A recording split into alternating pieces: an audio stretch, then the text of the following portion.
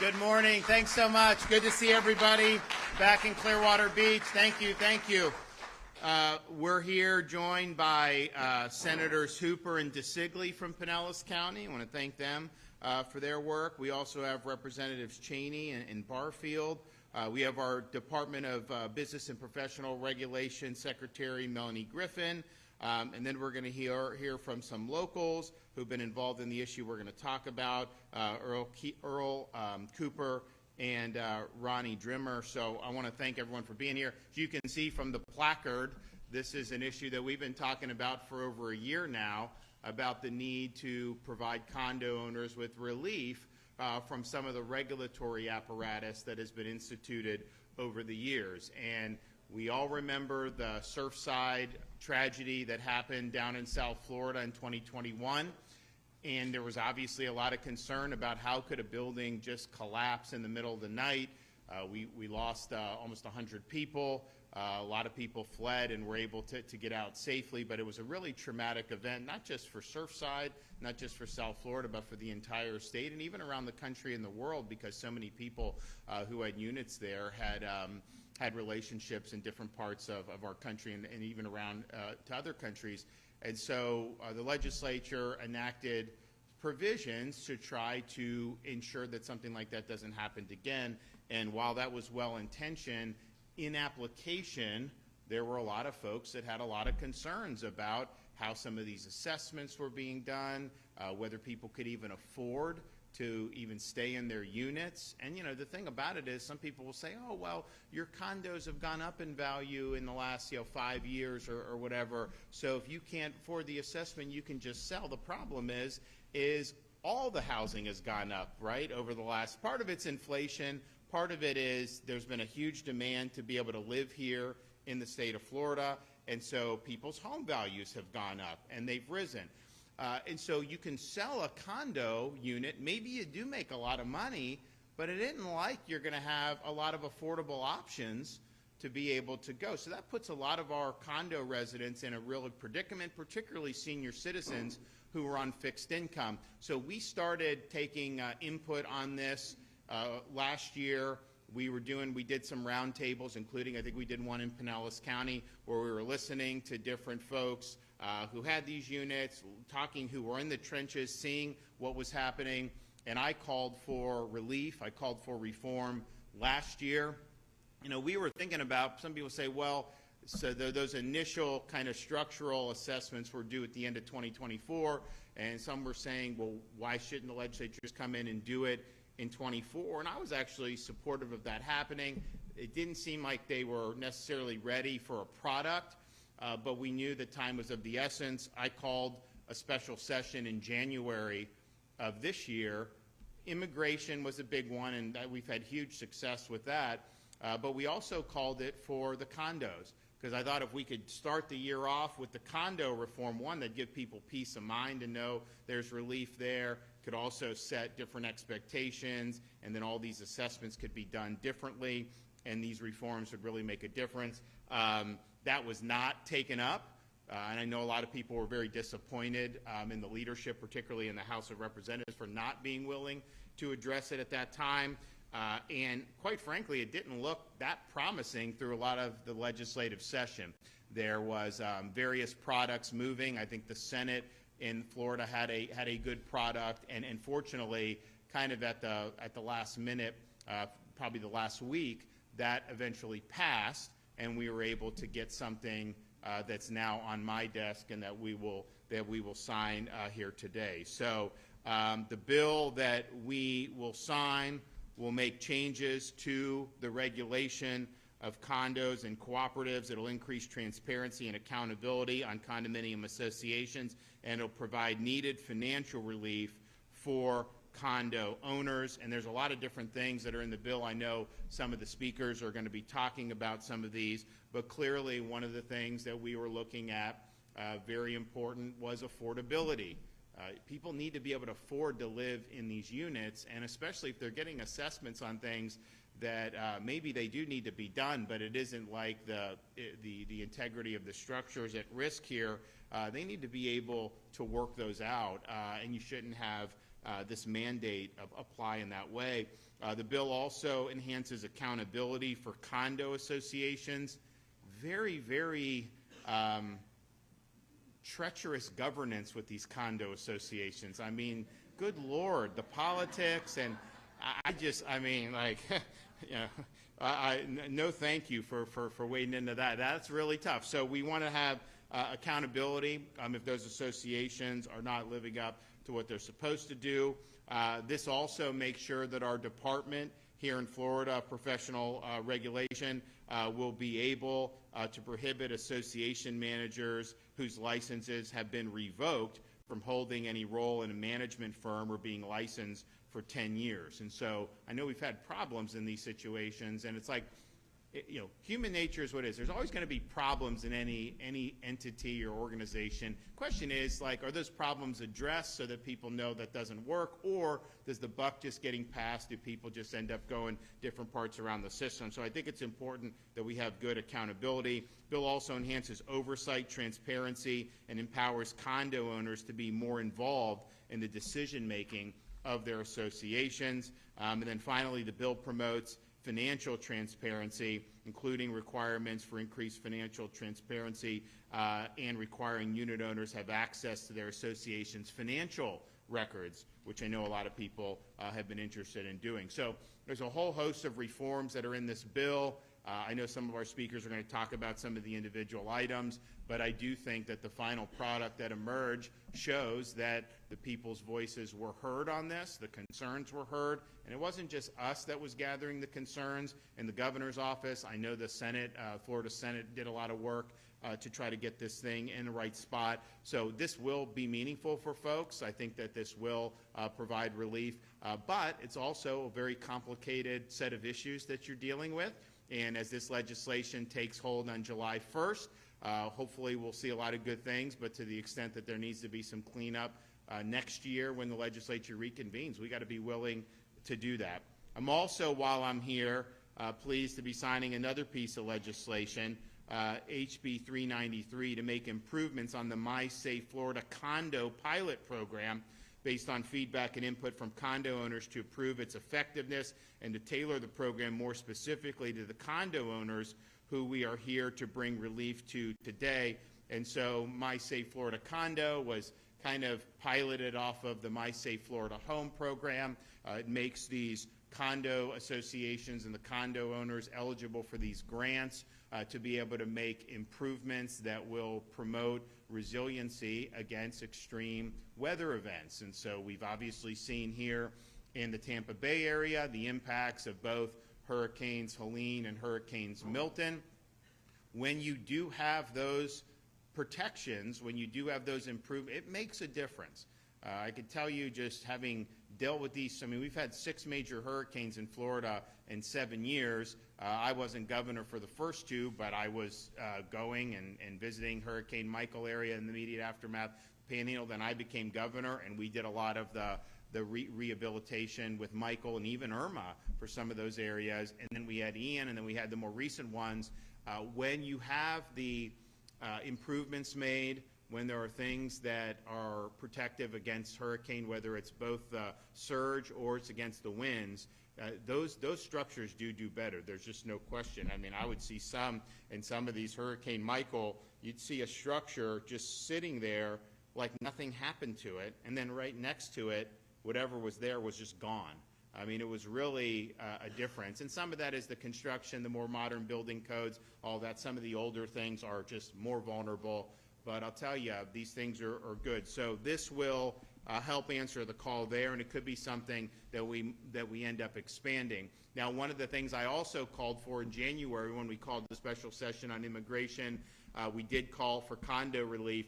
I also called to replenish the My Safe Florida Home program because we had a lot of people sign up, a lot of people got approved, and then the program basically spent all the money from the people that were in the queue. So yeah, you come in and people get their grants. So you had a lot of people that had been approved, were on a waiting list, wasn't any money left for grants.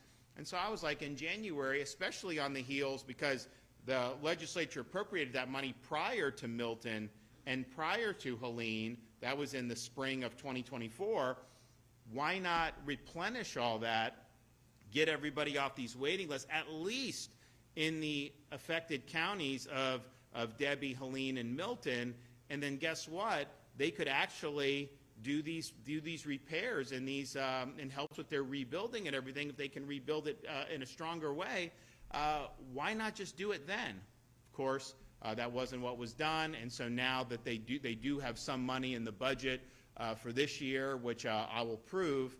I don't know if it's going to be enough to really do everybody on the waiting list. I think there's like $100 million to do the backlog of the waiting list and another few $100 million, but obviously that other few $100 million is going to go to the waiting list too until the people are off the waiting list. But I thought that was a big missed opportunity when you know these people have already qualified. They've already been promised these grants. All you had to do is get the money out. They could have done, and a lot of this stuff would have been done by now, so that then you go into hurricane season. Now this money's not going to be available till July 1st. I just don't know how much of that is going to be able to realistically be accomplished. You know, knock on wood, hopefully we don't have to worry about it, but if we end up having another major storm, it's just a missed opportunity for that. But so that there will be money for that. We're going to work to get it out the door as quickly as possible, but that will become available on July 1st. So the two bills we're signing today are positive. The condo relief, we needed it. A lot of you spoke out about it, and it made an impact. Because I think if there wasn't public input, I don't think that this would have ended up passing, to be honest with you. I know that there was resistance in certain quarters, and so your voice did make a difference. And I know, you know, talking with Nick and Ed Hooper and some of my friends, like they were like, we cannot leave town without doing this. Like, we have to do it. People need relief. People are dependent on us to get it done. So I'm really glad that that sentiment prevailed. But I do think that this is something that the folks that are concerned about the issue really did make a positive difference on. So thank you for making your voice heard. All right, I'm going to have a couple folks come up here, say a few things, then we'll go ahead and make it official. So we'll start with Secretary Melanie Griffin.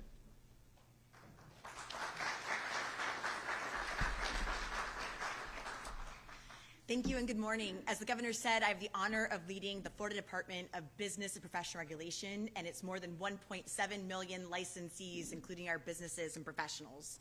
That includes also working with over 28,000 condo associations over the state, for which DBPR attends meetings, assists unit owners and board members, investigates complaints, enforces condo laws, and educates stakeholders regarding their rights and responsibilities. I want to sincerely thank the governor. As you've heard, he's very passionate about condo reform and calling for the relief that we're seeing here today, and his steadfast commitment to the well-being of Floridians and focus on providing relief to condo owners has been crucial to addressing the issues that are necessary to create reform. Thanks to his leadership and that of the legislature, we have greatly improved safety and transparency while also empowering unit owners to hold their boards and associations accountable. Specifically, House Bill 913, which the governor is here in part to sign today, is a significant step forward in further prioritizing condo owner interests across Florida. And we can help with prioritizing their priorities that they have voiced over and over again to us, while also continuing to make our condominium communities safe. The bill specifically does at least 5 things that I'm going to talk about. One is to extend the reserve study requirement. As the governor mentioned, we've heard over and over again from our citizens that they need financial relief, and this will provide a 1-year extension that will immediately give them relief from sudden and burdensome fee assessments that will greatly help our unit owners afford to stay in their homes across Florida. Second, it provides alternative funding options. The financial flexibility is provided here to help associations meet reserve requirements in alternative ways, and it includes an on-ramp for items that still have a useful life so that you don't have to immediately fund them 100%. You can actually honor that useful life and, again, provide financial relief to our unit owners, which is crucial. Third, it builds upon the prioritization of legislation to make sure that we have transparency in our condominium associations, that our unit owners have access to know what the boards are doing, and particularly to financial records regarding their association.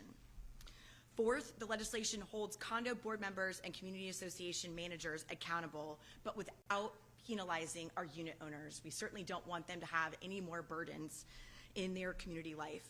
And fifth, it requires condos to report information about their association to the department, which will allow DVPR to best contact associations and have the information that we need to actually help the citizens who are contacting us on a daily basis. With that, I want to give a warm thank you to everybody who was a part of this legislation, especially our friends at the legislature, including Senator Bradley and Representative Lopez, who worked tirelessly with the legislation to make sure it was in the best place it could be at the end of session. And want to thank the governor again for his leadership in making sure that House Bill 913 is a significant step forward in further prioritizing condo owner interests across Florida. Together, we can uphold these priorities voiced by the condo owners while also balancing their well-being and keeping them safe. Thank you. Okay.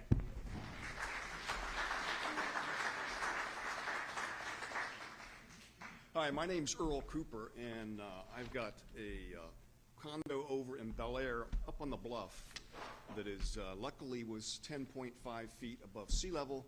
We had no hurricane damage in our unit, which one unit over, they had some washout, another unit over had some washout. So we were very lucky. We were right in the middle of doing all of these maintenance repairs that the law had previously required us to do. And we're about 2/3 of the way through it now, maybe 75%, and it's going well. We had good response from our homeowners and unit owners. We had about 75% of them paid cash. Our building was pretty well-off type people. Some were the 100-year-old lady who had never made much money in her entire life, and she's living on Social Security. And there were some problems there. We offered a couple of different payment plans, but most people elected to pay out of their savings. What I have a hard time understanding is this is very complicated. My background is in construction, doing large commercial projects, and there are there's 4 or 5 different contractors on our project. The major contractor doing the structural repairs and painting is one. There are items that are owner furnished, owner installed. There are items that are owner furnished, contractor installed. There are items that are contractor furnished, owner installed. Plus we've had some more engineers come out and look at problems that they uncover. Luckily none of them were serious. This is mostly just maintenance. And some of the condos that don't have somebody like me who's been in this business their entire life, I don't know how they do it.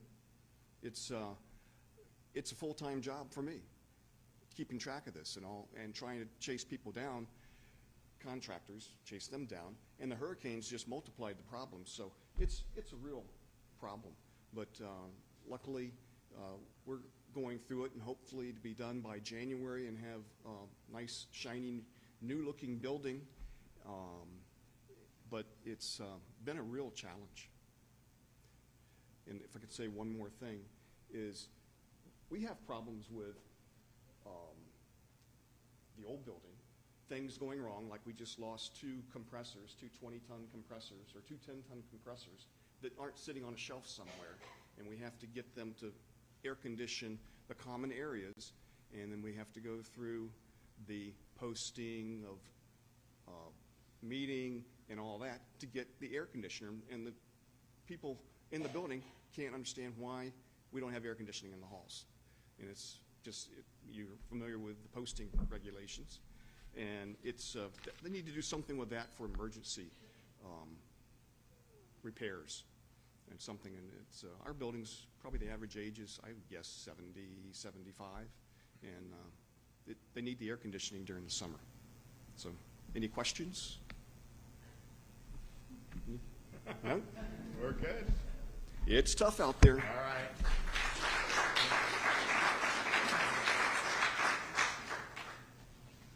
Hello, my name's Ronnie Drimmer, and I'm the board president, volunteer board president, at a condominium that's 70 units, and it's a 55 and over condominium.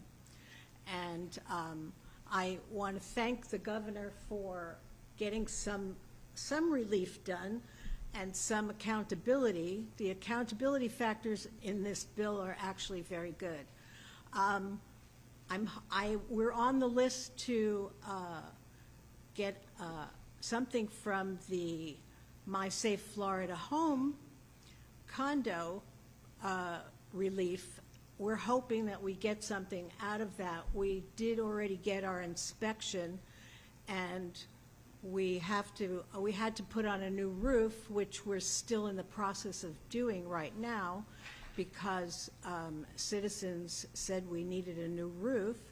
So that's been very difficult, and we have insurance issues that will need to be addressed, and I hope that those will get addressed, because we, at the moment, don't have hurricane insurance, because they raised the deductible so high to $600,000 that it doesn't really pay for us to pay for insurance when a roof is only $500,000. So we're in a little bit of a precarious situation right now, and so I'm hoping that something will be done about that. But I'd like to thank the governor for all his help and for listening to us. Sure. Okay? Thank you. All right, Ed.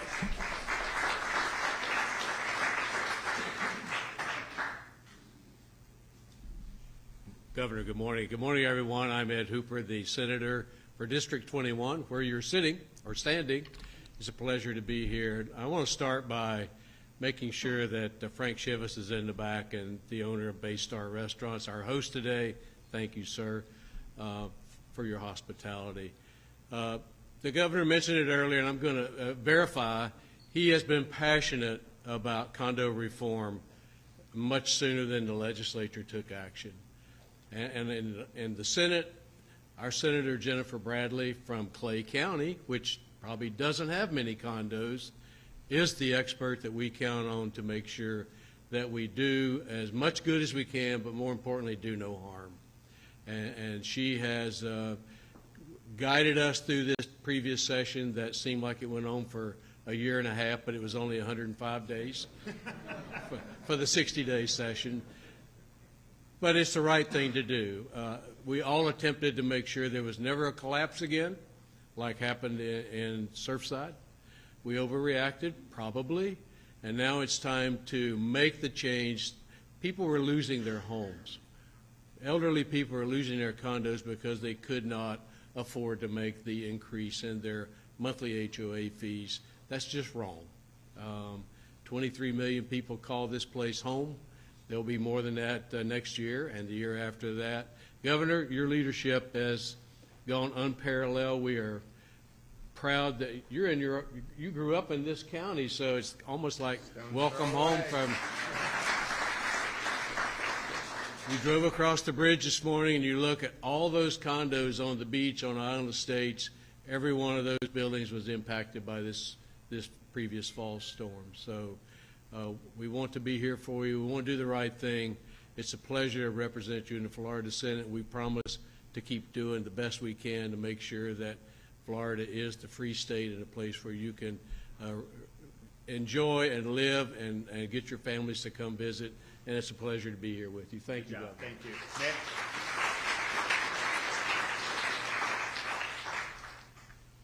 Good morning. State Senator Nick DeSantis. I represent District 18, which is just south of here, southern half of Pinellas County. Number one, Governor, I want to thank you for your leadership. He is spot on. I think it was trying to figure out when it was, August or September. We had a roundtable in Pinellas County. We talked about the importance of a special session because we had folks like Earl and Ronnie giving us their feedback. And by the way, they were one of hundreds, if not thousands, of residents across our state saying we need relief. We have to make hard decisions. We're going to foreclose on our condo, or we're going to have to move out of the state of Florida. And for leaders in our state, whether it's at the executive or legislative branch, we want folks to come here and know that they can live in paradise. They can afford to live in our great state. This bill goes a long way in addressing those concerns. And then as we move forward, we need to identify other areas of concern that we can address. Ronnie and I talked about the insurance crisis, if you will, that her condo is facing. That's one condo out of thousands in our state that we're going to continue to listen to, anytime that we can make a change legislatively, I'm certainly committed. And Senator Hooper is right. Senator Bradley has been an incredible champion on this issue. I want to thank her for her leadership.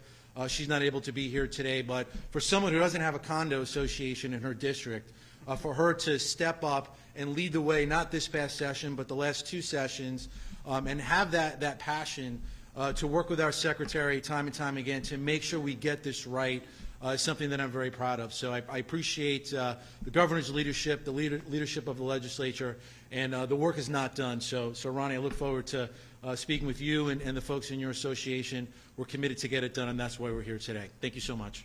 Okay.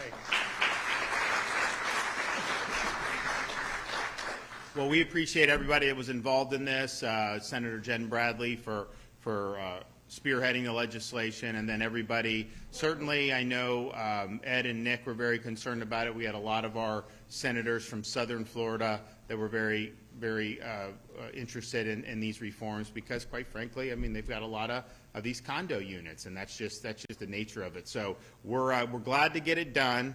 I was thinking when we were doing these roundtables that just everyone would have said, why not do it sooner? But, you know, sometimes the cookie crumbles in different ways. But we are here today. We're going to put our John Hancock on both of these bills in 1 second. So any of you guys that want to come up and be a part of the signing, we'll go ahead and do that.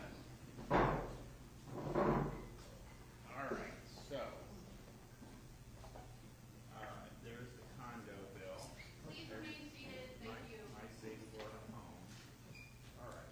Today is the 23rd. Am I right? Yes. 23rd. You're always right. All right.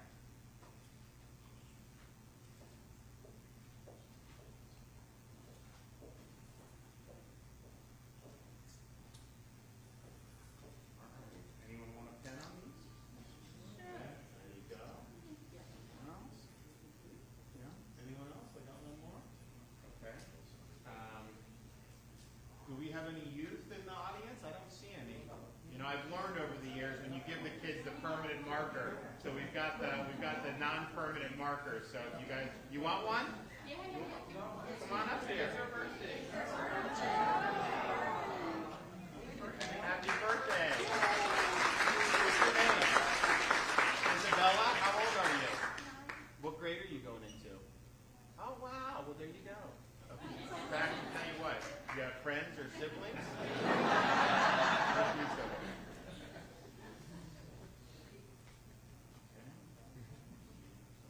This is the My State Florida Condo Pilot Program bill. I think we'll do some good. I got 2 more. Anybody else? Okay. There we go. All right. So, the big one, and then the condo. There you go.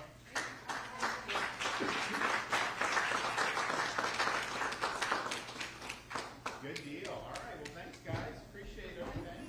Yeah, absolutely. Yep.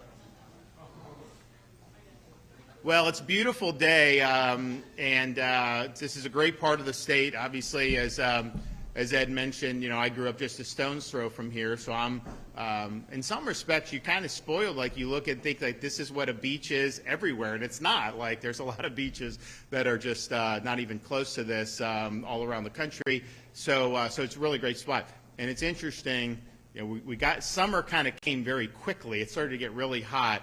But just so you know here, I looked at the weather. It's upper 90s in Tallahassee for highs. I think it's high 80s, low 90s in most other parts of the state. I don't even think Miami's going to hit 90. And so we're, the legislature's out of Dodge now, so they don't have to worry about it. But we're in the sauna stage of Tallahassee weather, which I will be returning to today. And partially the reason I got to do that is because we're going through the budget that was just passed by the legislature last week. And, you know, I want to thank Ed Hooper as the budget chair for really working hard.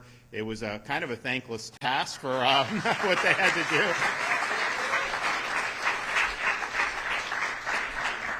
And it's unfortunate, but the reality is, you know, the House leadership drug this out for 45 days for really no reason at all.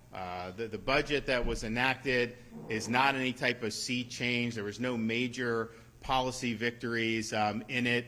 It was something that could have been done 45 days ago. I hear these things about, some people in the House were saying, oh, the Senate spends too much money and we're going to make sure that we stop, spending all this money. Just so you know, because first of all, the Senate House can put, and then I veto money, so the budget always ends up less. But Florida, we're the second lowest per capita state spend of all 50 states in the country. We have over 3 million more residents than New York State does, and yet New York State's budget is over twice the size of the state of Florida's budget. Would you rather get a driver's license in New York or Florida? Would you rather drive on the roads in New York or Florida? We have better education. So we're doing it in less than half the budget. In fact, New York City's budget, just New York City, is more than the entire city. We've got 23.5 million people now. New York City, I think, is like 8 million people, and yet their budget is more than ours. And I can tell you, I've driven on those roads going in and out of the city, and it's like you get motion sickness because there's so many potholes and all this other stuff. But I can tell you this, I'm not a political prognosticator knowing what's going to happen in that mayor's race. That's going on right now, but I will tell you, if that leftist does win, you're going to see Palm Beach real estate go up another 20%. That will happen very quickly, because as bad as some of what they've had, this is like de Blasio on steroids. So we'll see. But and look, I follow these things to a certain extent because it affects us. When the current Chicago mayor got elected, Naples real estate went up, right? Because it's like they had bad and then they elected worse, and so some people say we're just going to get out of Dodge. But the reality is we're less with 23.5 million people than even New York City is. If you look, since I've been governor, you take all the debt in Florida's history, 180 years, we've retired 41% of it just in my tenure as governor. So your share, we have the lowest per capita debt of any state in the country that has state debt, and it's not a lot anyways, but we've done a lot. So your share as a Florida citizen for your state debt is like $400 a person. Your share of the national debt from the federal government as a U.S. citizen is $106,000 per person. So it's just, and ours is declining and theirs is going up. We have the lowest number of state workers, state government employees per capita in the entire United States. And so that's just the reality. That was the reality before this session. That's the reality after this session. And so the posturing and some of the stuff that was done to drag this 45 days, that was theatrics. That was not operating in good faith. And look, I mean, the current year budget that we have spends less than the previous year budget, and our fiscal year is going to end soon, which is good, and we'll spend less in next fiscal year than current. Not a lot of states can say that. But if you look, I mean, we did, my recommendations at the beginning of the year were about $117.3 billion total, and the legislature enacted $117.8 billion total. So that's $500 million more than what I did, because they don't include what they put in the back of the bill when the House people say this stuff. So the reality is that's $500 million. And, I think if some of the House leadership is saying that we're spending too much and whatever, then don't I have to take at least $500 million off to get under what I recommended to be able to get where we are? So we're going to be going through all this and making, very sound decisions. But reality is we have less than 2 weeks with a lot of stuff on our desk. And there's all these things that get put in the budget, and I have to approve or veto each one individually. And part of the reason we've paid down so much debt is because I've been willing to do that. And there's some things that are obviously good for the state, like some of the stuff that Ed and Nick have done for help the hurricane damage. Like, I'm going to be supportive of that because I think it's important. There's other things that get thrown in there. Not that Ed would ever do this, but there's things that get in there. I don't know how the heck it gets in there. You can't do it, right, with your tax dollars. But there's a lot of stuff where that may be good. Maybe it's not. You got to kind of do research on it. And yes, if there's something that Ed wants to do in Safety Harbor, I can call him and say, hey, what's the deal with this? He can explain to me, all right, got you, I'm good. But I can't do that with everybody.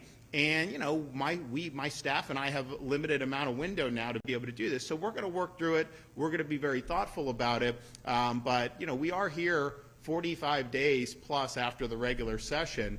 And it didn't really need to be that way. And I think a lot of people, Ed and his colleagues, I think they worked in good faith. But this is not the way that you want to be doing this. And so I just hope people appreciate that. But you guys should be proud of your senator here, because was not easy with what he had to deal with, and they were able to eventually land the plane. So thank you, buddy, for what you did during this time.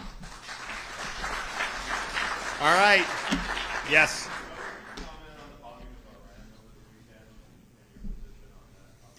Well, I was on Maria Bartiromo's show yesterday and was able to articulate my views on that. But I think that President Trump, from the time he came down the escalator in 2015 till the president, has been very consistent. He's also been correct that the policy of the United States is that Iran cannot have a nuclear weapon. And the reason why they can't have a nuclear weapon is, one, we don't want to see nuclear proliferation generally, but two, no country has been more hostile to the United States of America since 1979 than the Iranian mullahs have been. And that started with the hostage crisis in 79 and 80. It continued with the bombing of the Marine Corps barracks in Beirut, Lebanon in 1983 that killed over 240 service members.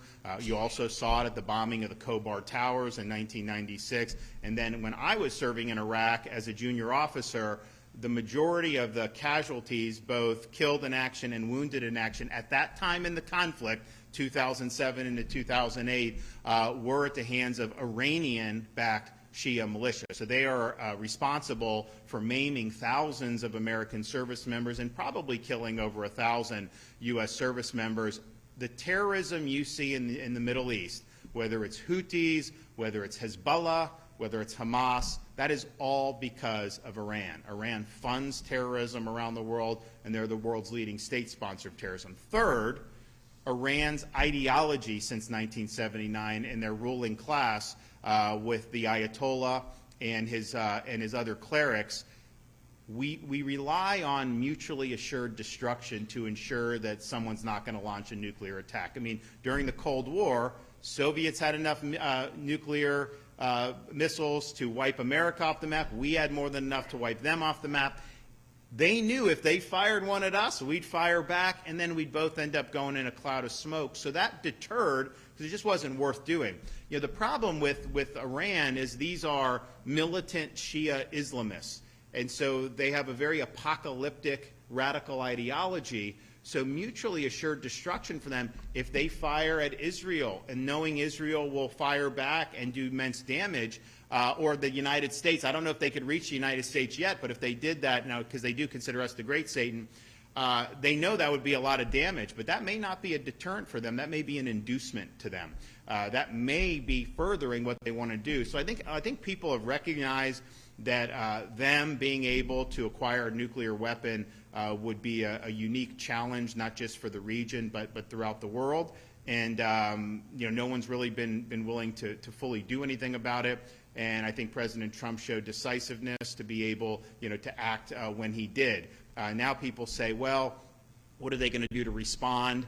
And they may, right? I don't think they can respond effectively conventionally against U.S. forces. They just don't have the ability. But that's not typically how they operate. They operate through these proxy groups, through these militia groups, through Hezbollah, through all this stuff. Who knows who they sent across the southern border during Biden's administration? We don't know, but I just think it's important to point out they've been waging conflict against the United States since 1979. They've really just been limited by their means. If they had more means, they would have done more. So I don't know that it's going to radically change certainly their capability, but their posture was hostile before this, and obviously it will be hostile since then. Now, for our part, when the IDF operations commenced against Iran and Iran started firing those ballistic missiles into Israel, we knew that would impact residents of the state of Florida, because we have college students who are studying abroad that are students at our state university system. We have families that go on vacation to Israel. We had church groups that were going over there. We had Birthright Israel, people that were going to Israel for the first time in their lives. And and we knew that they were in dire straits because Ben Gurion Airport was totally shut down. It didn't like you've got a lot of great options. It didn't like you're in Florida and you could just go to Georgia or go to South Carolina. It's like, you know, that region is not the easiest region for folks. And so we knew there was going to be need. We had effectuated rescues after October 7, 2023, with Florida's Division of Emergency Management when the Hamas attacks occurred, and we were able to rescue a lot of people from there. We've also rescued Floridians and Americans from instability in Haiti at the beginning of 2024. So this is just something that we do, and we kind of know how to do it from an emergency management perspective. This was more difficult than those other operations, but we were able to get 1,500 out during the first week out of Israel. A lot of them ended up in Cyprus, boated to Cyprus, and then we've been running flights now from, from wherever. I mean, I don't even want to give the details. So we're just running flights. We're running flights to the U.S. So I was there to greet folks on either Thursday or Friday of last week, and you know, you see somebody that's like 20 years old that thought they were just going to study some. I saw a big church group from North Florida. You know, they're going there to look at all the historic sites, and you can open the Bible. They can point to you, like, here's where David and Goliath. Here's, you go to Bethlehem. You can go to all these places, and it's unlike anything you'll ever do from a perspective of not just faith, but just the incredible history of thousands of years. I mean, Florida, you know, our history, I was doing the National Guard Symposium, and we joke with Massachusetts because they claim they have the earliest National Guard muster in 1636. I said, St. Augustine, the Spanish, 1565. So Florida, we kind of got some decent history in terms of that, and yet that is chump change compared to over there. So this is like a really, really memorable, and in some people, life-changing experience to go over there. Then to have it interrupted with this, where people don't really know where to turn, I think people were just genuinely appreciative that the state of Florida was there to help. So those operations are ongoing. We, of course, anticipate that there'll be more Iranian attacks in Israel. And sometimes what happens in these things is the response to a U.S. action will be just simply to take it out on Israel. So that's something that we are contemplating. But the operations will continue. And I know that there was a little bit of a, not delay, but just during the Sabbath, some of the folks weren't traveling on Friday night and Saturday into Saturday night. So those flights, though, will be continuous until we get people to safety. Regarding the budget and also the bills that are in front of your desk right now, if I could ask, I know property taxes are not really addressed here, you can talk about that, but also a bill was on your desk that would ban drilling for oil within 10 miles of the Appalachian River Basin in North Florida. What are your thoughts about that? So we need property tax relief for Floridians. That just needs to happen. Now, I've also said I wanted to do some short-term relief. We're limited at the state level because the property tax is a local issue. There is some of that revenue that gets directed to education because of the way we fund Florida schools from the state level. But the reality is your millage rate is set by local governments. Constitutionally, the power to tax property is local governments. If we wanted to pass a law to say you couldn't do that, we wouldn't be effective in doing. We'd have to go to the Constitution. And so that means we've got to put it on the ballot for 2026, and then voters need to approve this on the ballot. And so my vision is that if you own your own home, then that means you should not have to perpetually pay rent to the government every year. Because right now, you bought a house 50 years ago, and who knows how much you paid then with inflation and property values going up. They're now telling you your house is worth so much more. And even if you have homestead, it doesn't completely prevent increases. So now you're on a fixed income. You just got to keep writing a check each and every year. And then even for young families, you know, people that buy homes now for the first time, they're buying it at a much higher valuation than what you would have been paying 5 or 6 years ago. That means their tax basis is a lot higher. So that means they're getting hit all the time.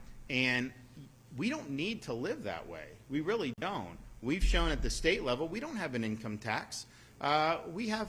It's funny because people will, talk about California, and they'll do the comparisons at Florida and California. California has the highest state income tax, And so you'd think that, okay, they're socking it to the Silicon Valley wealthy people, but they're going to look out for the working class. No, they have the highest sales tax in the country too. And yet it still doesn't manage to work. So our sales tax is on the lower end, and we don't do income tax, but yet we're able to do a lot of key things that really matter. So on and on local governments, some people say, well, especially these rural counties, well, they rely on property tax revenue to be able to fund the core services. And I had my folks run the numbers. I think we have 31 or 32 of 67 counties in Florida that are considered fiscally constrained. And it's like, look, Pinellas, you can have people want to come visit here. They pay money to stay in the hotels. They pay tax while they're here doing stuff. Some of our fiscally constrained and some of our more rural areas, they may not be a hub for tourism. They may not have as much industry in their communities, and so their tax base just may be more challenging. So I understand the concerns, but I ran the numbers. If you have 31, I think it's 31 fiscally constrained, and you totally eliminated and said you are not allowed to do any property tax on any Florida resident's homesteaded primary residence, their property, we could backfill that for about $300 million a year. And just so put that in perspective, that is not a heavy lift for the state of Florida. That's an easy thing that we could do. So I think it can be done. We're going to be working hard. I know Senate President Ben Albritton is very interested in pursuing this major reform. But could you imagine, you can come to Florida, I mean, not just for retirees, for families, everything, but just think about, if you pay no income tax and then you actually own your home without having to fork over money to the government every year, that is the free state of Florida. Oh, well, so I haven't looked at the bill, but they did the bill because this goes back. There's a company that had historically had permits, not in the Apalachicola Bay, but kind of within a 50-mile radius. And they had been getting those awarded every year. Some of the folks locally didn't like it, but the reality is they ended up getting some type of litigation. There's an adverse administrative law decision against that company. So because of the kind of change in law, the Division of Environmental Protection, Department of Environmental Protection, Florida, denied the permit. And so what the bill was seeking to do, that permit has actually been denied. So I haven't looked at it. I know they were pushing it because they didn't like the fact that this company had historically gotten these permits. There's been a change in kind of how the administrative analysis is, I guess, and so the department is following that. And by following that, they did deny that permit. But I think, and I'm not sure whether the administrative law judge was right or whether DEP was right historically. I don't know, but I do know that they've sided with that decision and denied the permit. Anything else? Yes. I have a question, but before I do that, before I ask it, I just want to thank you for three things. I think, first of all, thank you for your service. Okay. Secondly, I want to thank you for what you've done to the illegal immigrant, because I'm a legal immigrant.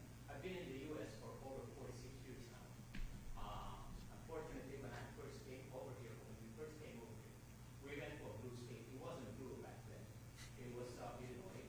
And then, of course, we moved to... That was a little blue. But that got worse, right? And then, because of the harsh conditions in winter over there, we moved to Washington, and it's become really, really, really bad.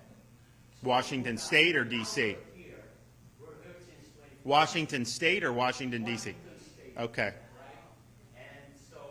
Well, it's actually, the thing is, it's like you have this big state, and it's like 95% red, but then you have Seattle, which overwhelms everything else. And so, like, the people that live in that greater Seattle area, they run the state, and everybody else is basically chopped liver when it comes to policy. And I'm glad that Governor Minster is out, but he was replaced by even worse. So I want to thank you for doing what you've done during the COVID crisis. You kept our state open. And now my question is, I don't know if it's too early, Probably it is. You're on your final term because of the term limits. I just want to know if you have any endorsement for the next one. So, no, I mean, basically, I've got to get through this budget process. I mean, that's what I've been telling people. You know, you have these legislative sessions. That's where people kind of focus. So I don't really focus on politics during that. We'll go through the budget. We'll do this. We'll sign it, and then we can start to kind of look at some of these other things about going forward. So people have been asking me for many months now, and I've been basically saying the same thing. So first things first, we're going to get through all this. But I will say, I mean, I think it's the fact that you saw some of the shenanigans that were pulled by the leadership in the House. A lot of people look to Florida for leadership. People have moved here to escape bad policies and come to embrace good policies. Why would you want to try to sabotage that from within? I don't understand the process. I mean, you mentioned the illegal immigration. I called the special session in January. Had I not called that, it would not have gotten done. I can tell you, if I had left it to the regular session, there is no way in hell that the House leadership would have been willing to do it. We had to focus the attention on a hot button issue. I had a series of very strong proposals, and it's not like they were like mine. This is what people who know this space know needs to be done. And most prominently is we wanted to require all state and local law enforcement agencies to participate and assist ICE in enforcing immigration laws. If you don't do that, then you're not going to get the job done. And that was tanked by the House Speaker initially. He tried to run a bill that would have eliminated the governor's ability to do anything to enforce immigration law with the federal government. That's a de facto amnesty bill. I'm sorry. Like, that is wrong. And we fought it. The voters rejected it. And so we ended up getting what we got. And there was a reason why Florida has half of the 287G agreements in the country with state and local law enforcement, because we required it. We required participation. That's the easiest way to participate. And we should not have been having, that should not have been an issue. That was the #1 issue that President Trump got reelected on. It was been a #1 issue these guys run for office on for years and years. And to have seen that, I'm like, man, why don't you just do what you told voters you're going to do? So I do think that there's a problem of folks running, these consultants will say what the voters want to hear, but then somehow you think you can kind of get up there and do something different. That ain't the way it works.